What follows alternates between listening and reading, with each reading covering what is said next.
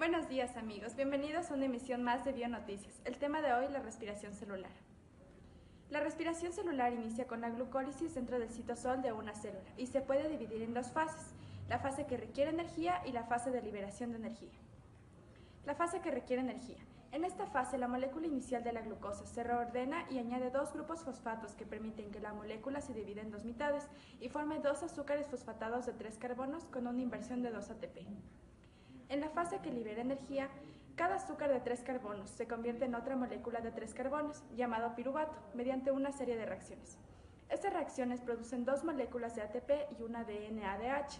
Dado que esta fase ocurre dos veces, una por cada piruvato, resultan 4 moléculas de ATP y 2 de NADH en total. Dentro de esta fase se encuentra la oxidación del piruvato, que ocurre en la matriz mitocondrial, donde inicia con 3 carbonos y libera una molécula de carbono como CO2. El piruvato oxida su molécula de 2 carbonos y se une a una coenzima acetil-CoA para dar paso al ciclo de Krebs. A continuación vamos fuera de estudios con Pablo. Hola Martina, buenos días. En este segmento vamos a hablar sobre el ciclo del ácido cítrico, o mejor conocido como el ciclo de Krebs. Este en eucariontes tiene lugar en la matriz de la mitocondria, al igual que la conversión del piruvato en acetilcoenzima A. Pero en procariontes todos estos pasos se dan en el citoplasma. El ciclo del ácido cítrico es un circuito cerrado de 8 pasos principales, por el cual la última parte de la vía regenera a la molécula utilizada en la primera parte. En este ciclo vamos a ver cómo se produce el NADH, el FADH2, el ATP-GTP y la liberación de las moléculas de dióxido de carbono. Primer paso.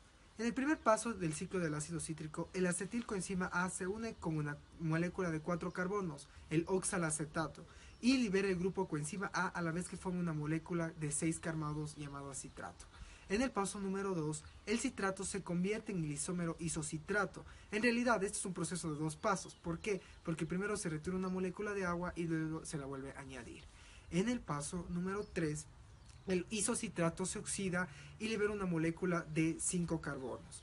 Durante este proceso, el NAD+ se reduce a NADH. La enzima que cataliza este proceso es el isocitrato deshidrogenasa. Es muy importante regulador de velocidad en el ciclo del ácido cítrico. En el paso número 4 es muy similar al tercero. En este caso el acetoglutarato se oxida, lo que reduce un NAD+ en NADH, y este proceso libera una molécula de dióxido de carbono. La molécula de 4 carbonos resultante es el coenzima A y forma el inestable compuesto succinilcoenzima A. La enzima que cataliza este proceso es el cetoglutarato deshidrogenasa. También es muy importante regulación en el ciclo del ácido cítrico. En el paso número 5, el coenzima A del succinilcoenzima A se sustituye por un grupo fosfato que luego se la vuelve a transferir por un ADP para transferir a un ATP. En algunas células el GDP en lugar de ADP, y con lo que se obtiene un GTP como producto. La molécula de 4 carbonos producido en este paso se llama succinato. En el paso número 6 se oxida el succinato y forma una molécula de 4 carbonos llamada fumarato. En esta reacción se transfiere 2 átomos de carbonos a FAD para formar FADH2. La enzima que realiza este proceso se incrusta en el FADH2 para transferir sus electrones directamente a la cadena de transporte de electrones. Igual, se incrusta en la membrana interna de la mitocondria, muy pilas. En el paso número 7 se le añade agua a la molécula de 5 carbonos llamada fumarato, con lo que se convierte en una molécula llamada malato.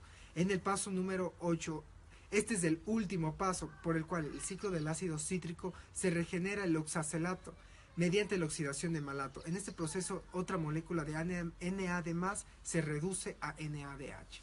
Muchísimas gracias. Ahora vamos con Nicole. Gracias, Pablo. Y para finalizar tenemos la fosforilación oxidativa. La fosforilación oxidativa tiene 2 fases, la cadena de transporte de electrones y la quimiósmosis. En la cadena de transporte de electrones, los electrones del NADH y el FADH2 se transportan de una molécula a otra por una serie de reacciones redox, donde se convierten en NAD y FAD. La energía liberada cuando se transfieren los electrones se utiliza para formar un gradiente electroquímico. Aquí el oxígeno juega un papel indispensable, ya que se encuentra al final de la cadena de transporte de electrones y es el que recibe electrones y recolecta protones para formar moléculas de agua. Si el oxígeno no estuviera ahí para recibir los electrones, la cadena de transporte de electrones se detendría y la quimiósmosis no sintetizaría más ATP, y sin el ATP suficiente las células no podrían llevar a cabo las reacciones que necesitan para funcionar.